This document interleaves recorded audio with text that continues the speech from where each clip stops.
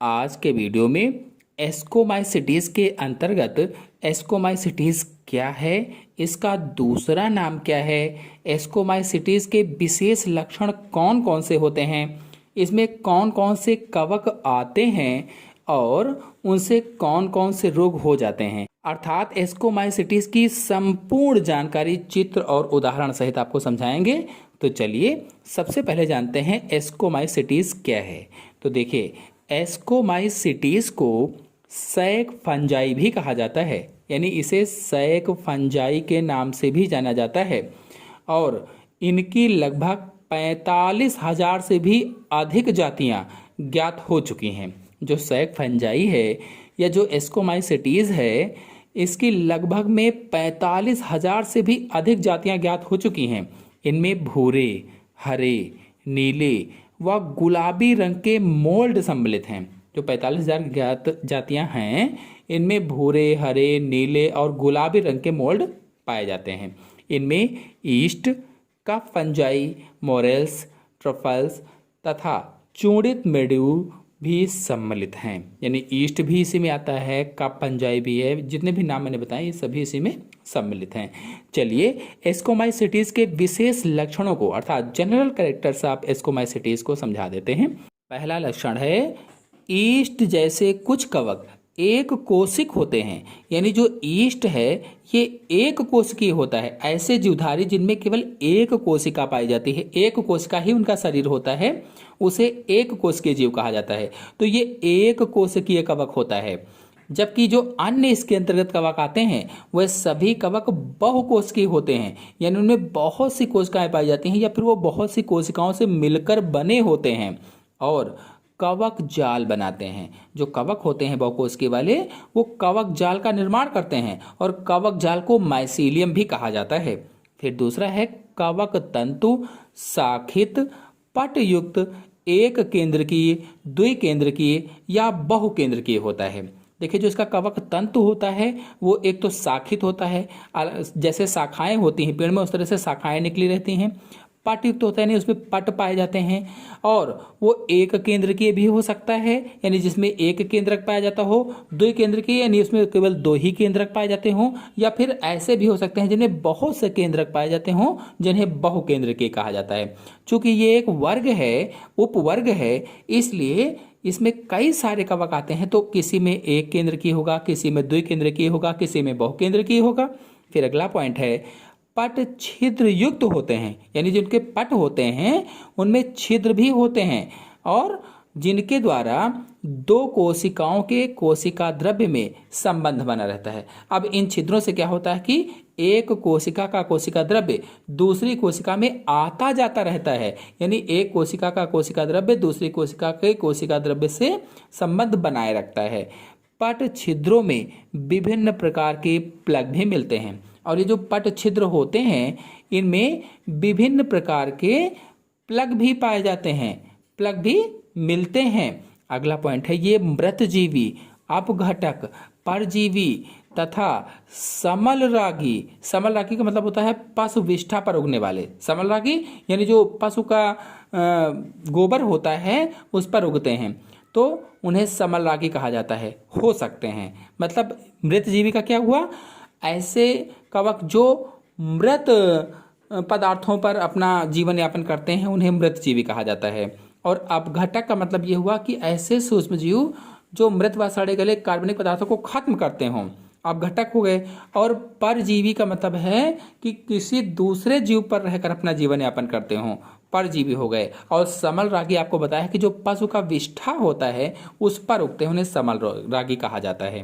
फिर अगला पॉइंट है, कुछ कवकों में कवक तंतु मिलकर सघन स्यूडोपेरेकाइमा की स्क्लेरेसियम जैसी संरचनाएं बनाते हैं। यानी कुछ ऐसे कवक होते हैं उनमें जो कवक तंतु होते हैं वो आपस में मिल जाते हैं और सघन यानी बिल्कुल पास पास में स्यूडोपेरेकाइमा की स्क्लेरेसियम जैसी एक रचना बना लेते हैं और इनकी कोशिका भित्ति काइटिन या फंगस सेलुलोज की बनी होती है। तो अगला पॉइंट क्या है, इनकी जो कोशिका भित्ति होती है, जो सेलवाल होती है, वो काइटिन की बनी होती है या फिर फंगस सेलुलोज की बनी होती है, यानी कवक वाले सेलुलोज की बनी होती है।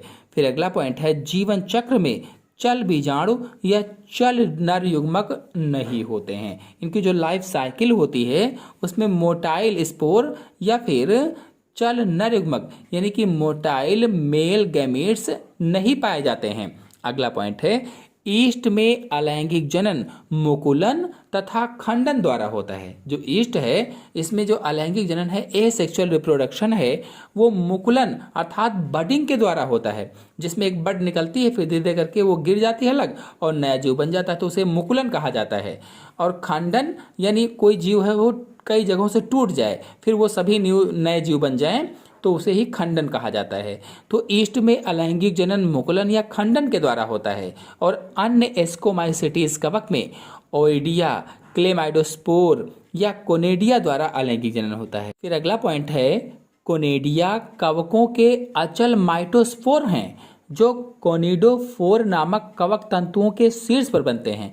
अब आप इस चित्र को देखिए, इस चित्र में क्या है कि ये कोनिडोस्पोर है और इसके शीर्ष पर कोनेडिया बने हुए हैं। तो यही चीज कहा गया है कि कोनेडिया कवकों के अचल माइटोस्पोर हैं जो कोनिडोफोर नामक कवक तंतु के शीर्ष पर बनते हैं और इनके कारण कवक भूरे, हरे, नीले या गुलाबी रंग की झलक देते हैं। और इन्हीं के कारण कवक कैसे लगते हैं? हरे लगते हैं, नीले लगते हैं, गुलाबी लगते हैं, भूरे लगते हैं।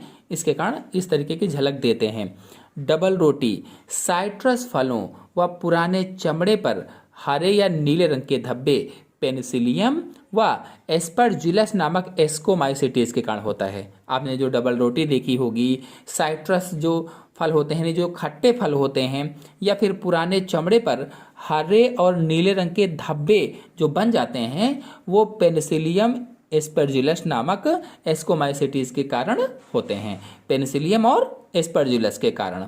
फिर अगला पॉइंट है कोनेडियोफोर पुंजित होकर कई प्रकार की जटिल संरचनाएं बनाते हैं। जो कोनेडियोफोर हैं वो पुंजित हो पुंज माने समूह बना लेते हैं और समूह बना करके कई प्रकार की जटिल रचनाएं बनाते हैं, जटिल स्ट्रक्चर का निर्माण करते हैं। अब इसमें से पहला है पिक्निडियम।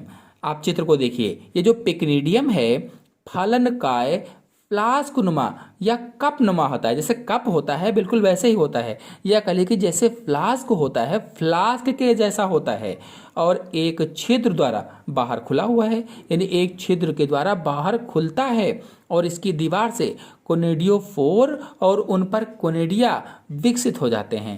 यानी उसी की दीवार से कोनेडियोफोर विकसित होते हैं और कोनेडियोफोर पर कोनेडिया विकसित होते हैं। फिर अगला है एसरबुलस। ये जो एसरबुलस का आप चित्र देख रहे हैं इसमें कवक तंतु पोषक की क्यूटिकल या बाह्य त्वचा मतलब इपिडर्मिस के नीचे चटाई जैसा जाल बना लेते हैं। जैसे चटाई होती है बिल्कुल वैसे ही देखिए जाल बनाए हुए हैं और इससे ऊपर की ओर कोनेडियोफोर और कोनेडिया विकसित हो जाते हैं और ऊपर की ओर कोनेडियोफोर और फिर उनके ऊपर कोनेडिया विकसित हो जाते हैं, बन जाते हैं। ये परजीवी एस्कोमाइसिटीज कवकों में बनते हैं। जो परजीवी एस्कोमाइसिटीज कवक होते हैं उनमें ये पाए जाते हैं। फिर अगला है सिन्नेमेटा। जो सिन्नेमेटा का आप चित्र देख रहे हैं इसमें कोनेडियोफोरों का अधिकांश भाग जुड़ा रहता है तथा कोनेडिया मुक्त होते हैं, फ्री होते हैं। फिर अगला है आप चित्र जो देख रहे हैं स्पोरोडाकियम। जो स्पोरोडाकियम का चित्र देख रहे हैं इसमें कोनेडियोफोर एक अर्धवृत्ताकार रचना बना लेते हैं जिससे स्पोरोडाकियम कहते हैं। जो अर्धवृत्ताकार रचना होती है उसे क्या कहा जाता है? स्पोरोडाकियम कहा जाता है और इसका निचला गद्दीदार भाग कवक तंतुओं का बना होता है जिसे स्ट्रोमा कहा जाता है। जो नीचे का गद्दीदार भाग है उसे स्ट्रोमा कहा जाता है। इसकी सतह से कोनेडियोफोर निकलते हैं और उन्हीं कोनेडियोफोर पर कोनेडिया देखे विकसित हुए हैं, जैसा कि आपको चित्र में दिख भी रहा है। फिर अगला पॉइंट है लैंगिक जनन केंद्रक संलयन व अर्धसूत्री विभाजन के बाद कोशिकाएं एस्कस बनाती हैं। यानी जो सेक्सुअल रिप्रोडक्शन है वो केंद्रक के संलयन से होता है और अर्धसूत्री विभाजन के बाद जो कोशिकाएं हैं वो एस्कस का निर्माण कर लेती हैं। फिर अगला पॉइंट है एस्कस का बनना एस्कोमाइसिटीज का एक विशिष्ट लक्षण है। यानी अगर कोई पूछे कि एस्कोमाइसिटीज का विशिष्ट लक्षण क्या है, तो एस्कस निर्माण ही या एस्कस का बनना ही एस्कोमाइसिटीज का विशिष्ट लक्षण होता है। और प्रत्येक एस्कस में 8 अगुणित यानी हैप्लॉइड एस्कोस्पोर्स बनते हैं। हर एक एस्कस में 8 अगुणित एस्कोस्पोर्स का निर्माण होता है। फिर अगला पॉइंट है, एस्कोस्पोर्स एकल होते हैं अथवा द्विकेंद्र की माइसीलियम के साथ मिलकर फलनकाय बनाते हैं। पहली बात तो एकल होते हैं, अगर एकल नहीं है तो द्विकेंद्र की माइसीलियम के साथ मिलकर फलनकाय का निर्माण करते हैं, जिन्हें एस्कोकार्प कहा जाता है। जब फलनकाय बन जाता है तो उन्हें क्या कहा जाता है? एस्कोकार्प कहा जाता है। जैसे प्यालेनुमा एपोथीसियम, जैसे जो प्यालेनुमा एपोथीसियम होता है, जैसे पेजाइजा, और फ्लास्कनुमा पेरिथीसियम जैसे न्यूरोस्पोरा में होता है। फ्लास्कनुमा पेरिथीसियम में न्यूरोस्पोरा में होता है। और झिर्री युक्त व दीर्घित हिस्टोरोथीसियम में होता है। और बंद क्लिस्टोथीसियम जैसे पेनिसिलियम में होता है। तो मोरल व ट्रफल के फलनकाय खाने के काम आते हैं। जो मोरल है और ट्रफल है, इसके फलनकाय किस काम आते हैं? खाने के काम आते हैं। एस्कोमाइसिटीज वर्ग के उदाहरण नेक्स्ट वीडियो में, यानी कि इस वर्ग में कौन कौन से कवक आते हैं, उनसे कौन कौन से रोग हो जाते हैं, ये नेक्स्ट वीडियो में लेकर के आएंगे। तो आज के अंक में इतना ही। आशा है आपको समझ में आया होगा। समझ में आया हो तो लाइक और शेयर कीजिए। धन्यवाद।